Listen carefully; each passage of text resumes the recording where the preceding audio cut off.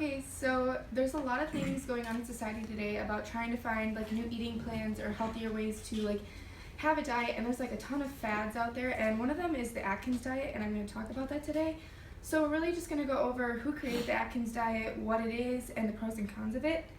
So Robert Atkins, he's an overweight cardiologist. He read the work of Dr. Alfred W. Pennington, who found that high protein diets showed a greater amount of weight loss.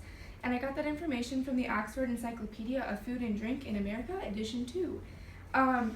So he then created the Atkins diet, which is a high protein and fat diet and low in carbs and starchy foods.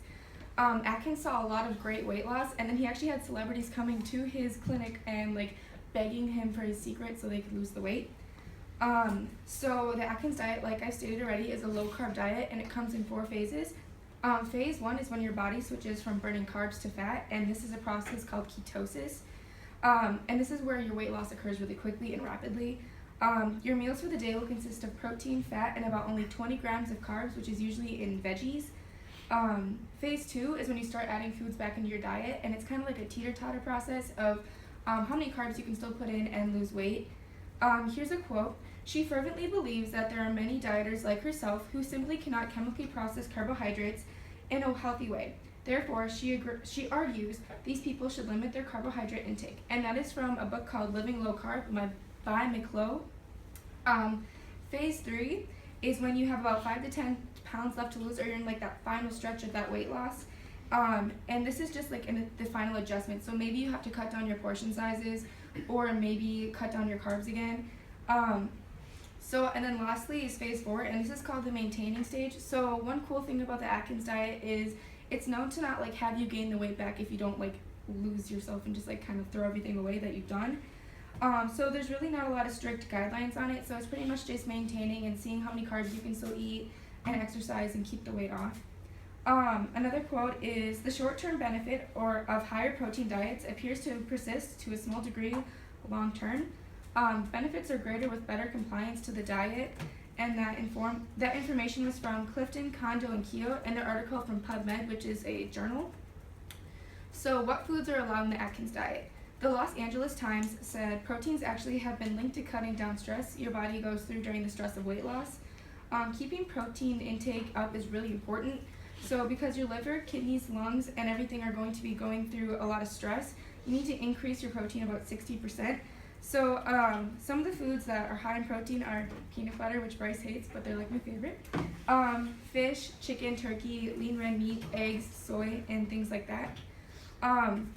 Another thing that we get to eat is fat. Yes, you get to eat a lot of fat in this diet, which is really weird and unheard of. As long as it's low carb, it's good. So if you want to have shrimp scampi from Red Lobster that's drenched in butter, you can actually do that, and it's not like frowned upon. You just have to watch the carbs. Another thing is low carb veggies. So leafy green salads are really good. You can actually eat pretty much any dressings as long as it's not like high like sugar vinaigrettes, because they're high in carbs.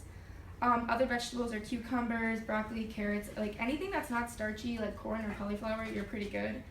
Another thing, you get to drink water, which is normal in every diet, and then tea, I like tea, and then you can drink coffee, diet soda, and then actually you can drink like Crystal Light, or I'm cheap so I get the off-brand, but if it's low carb, you can drink it. Another thing is portion sizes. There's no really limit to portion sizes in the Atkins diet as long as it's low carb. So if you want to eat a 40-ounce steak, go for it. Like, it does not matter. And you can eat as many times a day as you want as long as your carbs are low. So now we're going to talk about the pros and cons. Like I just stated, a pro is the portion sizes. People love that they can just continuously eat. So that's like really important. Another thing is learning about healthy carbs. So unhealthy carbs are like white bread or like just refined carbs. So you get to learn about the healthy carbs of like veggies I stated, or even like just like things like that. Another thing is significant weight loss. So people see a lot of weight loss in that first phase, and then it just like keeps coming off throughout the diet, which is really important to people. Another pro is no calorie counting. Some people believe that calorie counting will soon be a thing of the past, and here's a quote. Nutritional and fitness professionals that promote calorie counting and assign miserable exercise regimes will soon be a distant memory. And that's from a book called Motivational Interviewing in Nutrition and Fitness by Clifford and Curtis from 2016. Alright, so those are the pros. We're going to go to the cons now. The cons are some doctors are nervous about the fat in the diet and like how it affects your cardiovascular system. They believe that the fat may block your arteries and cause stress to the heart.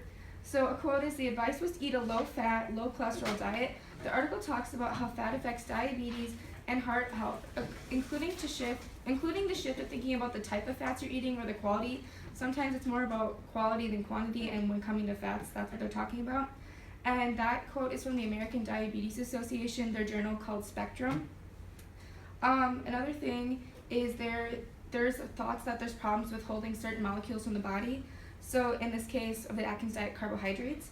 The lack of carbs may cause the body stress and not being able to produce ATP, which is our energy source. So the lack of, you need about 50-50. You need 50% carbs and 50% fat to make the correct amount of ATP, and that information is from Sports Nutrition, which is a book by Woodruff.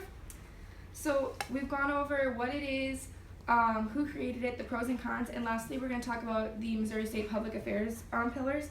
So I put this with community engagement, and that's because I think that with the correct diet and exercise program, you need to be involved with the community. Maybe it's going out and running a 5K, and that's involved with the community, or going to certain gyms and you get to get involved with the community.